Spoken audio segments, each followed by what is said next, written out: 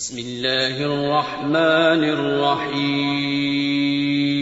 شروع اللہ کا نام لے کر جو بڑا مہربان نہایت رحم والا ہے. یا ایھا المزمل قم اللیل الا قلیلا نصفه او انقص منه قلیلا او زد علیہ ورتل القرآن ترتیلا انا سنلقی علیک قولا ثقیلا ان ناشئة الليل هي أشد وطئا وأقوم قيلا إن لك في النهار سبحا طويلا واذكر اسم ربك وتبتل إليه تبتيلا.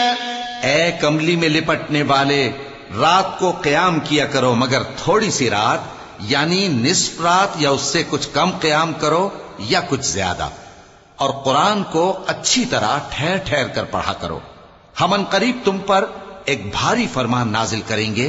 کچھ شک نہیں کہ رات کا اٹھنا نفس کو سخت پامال کرتا ہے، اور اس وقت ذکر بھی خوب درست ہوتا ہے. دن کے وقت تو تمہیں اور بہت سے شغل ہوتے ہیں، تو اپنے پروردگار کے نام کا ذکر کرو اور ہر طرف سے بے تعلق ہو کر اسی کی طرف متوجہ ہو جاؤ.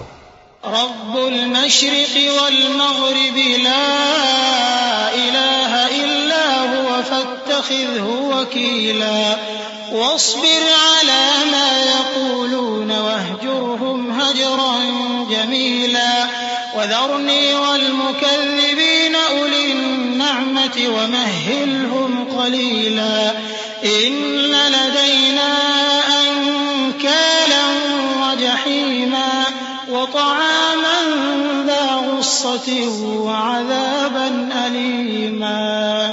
وہی مشرق اور مغرب کا مالک ہے، اس کے سوا کوئی معبود نہیں، تو اسی کو اپنا کارساز بناؤ.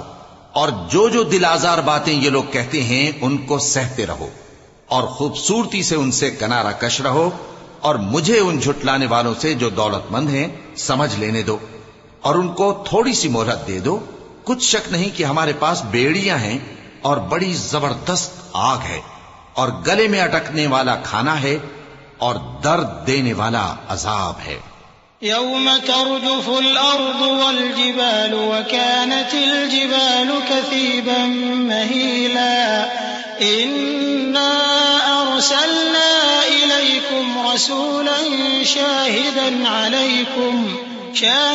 عليكم كما أرسلنا إلى فرعون رسولا فعصى فرعون الرسول فأخذناه أخذا وبيلا فكيف تتقون إن كفرتم يوما يجعل الولدان شيبا السماء منفطر به كان وعده مفعولا إن هذه تذكرة فمن شاء اتخذ إلى ربه سبيلا.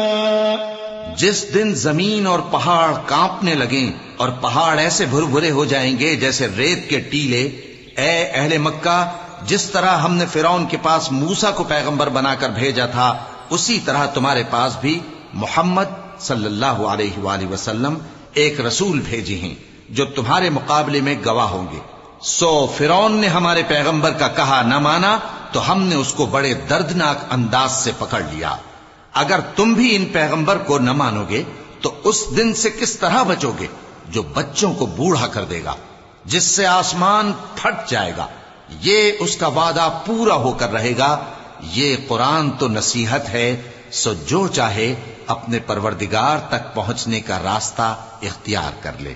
إن ربك يعلم أنك تقوم أدنى من ثلثي الليل ونصفه وثلثه وطائفة من الذين معك والله يقدر الليل والنهار علم أن لن تحصوه فاقرؤوا ما تيسر من القرآن علم أن سيكون منكم مرضى وآخرون يضربون في الأرض يبتغون من فضل الله وآخرون يقاتلون في سبيل الله فاقرؤوا ما تيسر منه وأقيموا الصلاة وآتوا الزكاة وأقرضوا الله قرضا حسنا وما تقدموا لأنفسكم من خير تجدوه عند